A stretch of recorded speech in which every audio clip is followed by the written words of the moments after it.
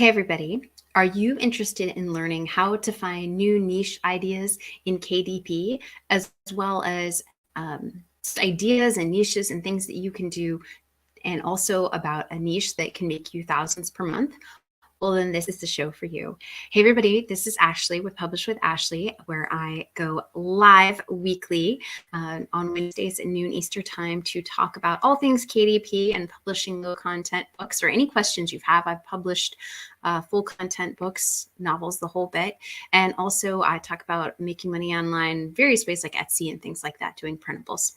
All right, so let's get right into today's topic. I think it's really fun. So one of the niche ways I was looking at someone else's ideas and niches, and I was like, well, how did they find that?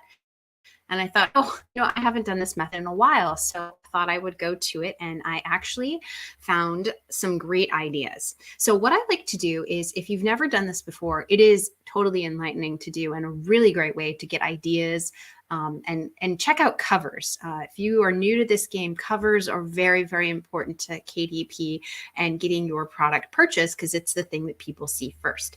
So looking at other people's covers, and you don't want to copy, but look at colors, look at what catches your eye, look at what you like, what you don't like, that sort of thing, right? So I want you to try this method because I think it's just fun for generating ideas. So what I do is I go to Amazon and you click the all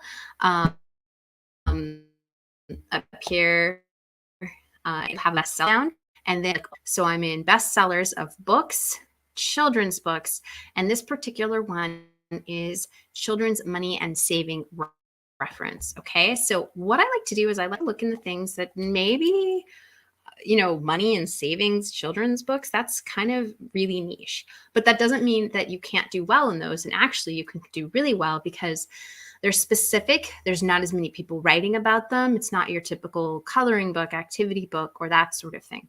So I was scrolling down and I saw there's a lot of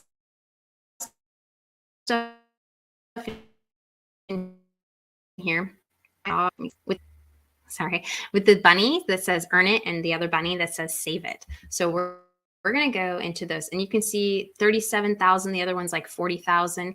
They have a book six books, and they just talk about, they're really, really simple. If you look at these, earn it, spend it, and the different books that they have in this Money Bunny series, which I think is super cute. And the graphics are simple.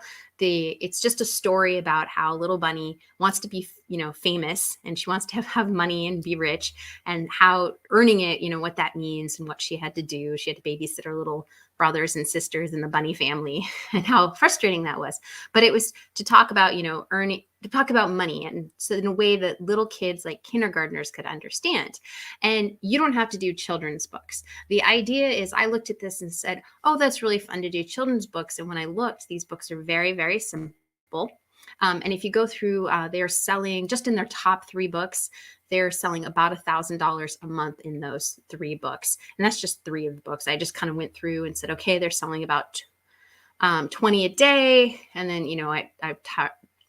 I added up the profits, right? Like it was about 175, I think, was their profit for this particular type book.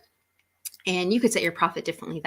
This is a publisher, so they're probably making more than that. But I was saying, if you were publishing these as a self-publishing, that's about what you would make, around $1,000 a month. But if you upped your price a little bit, instead of $890, instead of $867, you could have $9.99, which would give you a little bit over $2 profit for this type of book in color. Now, you don't have to do color. You can do an activity book, a crossword book. But the concept is teaching about money to small children in a way that they would find interesting or fun. That could be through, like, this is a storybook. It's very cute. It's very simple graphics, very simple words. But you could do activity books. You could do a coloring book. You could do a coloring storybook, right? And that way, your storybook, they could color it in. And being black and white pages, you would have a higher profit margin. You could do a crossword puzzle. You could do word search. Crossword puzzle might be hard for the kindergartner age, but I've seen crossword puzzles for the yeah, kindergarten to second grade. They're very, very simple, but that doesn't mean you can't do those. You'd have to use smaller sight type words, which might be hard to do this type of book in money. But you're probably talking coloring books, activity books, or a story. But you can be creative. So I went through and I saw some other places I thought were good. And I went through children's books and I got down books and recycling and green living. And there are some fun ideas. I was thinking, okay, so there was the book about money. Why couldn't you do a book about recycling? Why couldn't you do a book about green living? Those would be great activity books, word searches, children's storybooks. They have these little gardener and plant the tiny. These popular.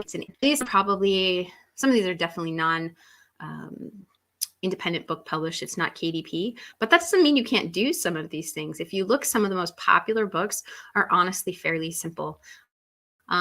Here's one that's on number 10 at 10,000, and it's in a foreign language. What if you taught something like gardening or green living or recycling in Spanish? There is a market for that. You could even teach that concept English and Spanish, so do bilingual. There is way, and then that you could actually put in, let's say gardening, recycling, whatever, you could put it in that category, but you could also put it in the category of bilingual. So you can do things that would be really creative and thoughtful if you just kind of go through. Engineering, I'm sure, has a ton. Chemistry, you could definitely do the teen market, but I think doing the smaller markets like the children's books might be easier to start. But if you have a specialty in earth sciences, you're a teacher, go for it. Do something a little bit more complex. Botany, biology, disasters. Oh, that would be a really good one. Natural disasters, right? That's very scary for children. Tornadoes, hurricanes, things like that. They may not understand why they have to pick up and move when a hurricane comes, something like that, or a tornado comes through their town. Probably hurricanes it affects more people. Tornadoes are prominent in certain areas, but hurricanes tend to affect a lot wider group just because hurricanes are much bigger storms. But that could be something that you could do a storybook, an activity book. You could teach something scientific while also helping comforting and explaining that phenomenon to a child. So there is a lot of niches out there that people may not have thought about. And I think going through these bestseller categories, you can come up with ideas and niches that are not as well known and not everyone's looking after, but are definitely profitable. All right. I hope that was really helpful for you guys. That's kind of all I had for today. Unless anyone has a question, it's pretty quick. I just wanted to give you the idea that this Money Bunny book, they're a series of books, and yes, it is children's books, but that doesn't mean you can't make an activity book or something. And the great thing is you can make a series. This is Earn It, Spend It, Save It, right? And there was a few others that when you go down, Give It, right? You can create a series talking about a specific part of a topic. Recycling, maybe you talk about the recycle trucks, right? Then you talk about the actual recycling facility, and then you talk about what the recycling can be made into. That actually would be really fascinating to a child. I've been to children's museums where they do that, and it's really fun. My kids really enjoyed that. So there's stuff that you can do that is, you have to put a little bit more effort in to create something unique. But when you create something unique like that, you're going to have less people copying it because it's hard for them to do. People don't want to put that much effort in. And it's something that you can truly offer to the market and to a specific person and a specific audience that are trying to maybe help their children learn a specific concept. All right. Well, that is all I had for today. Thank you so much for being here, and I will see you in my next show. All right.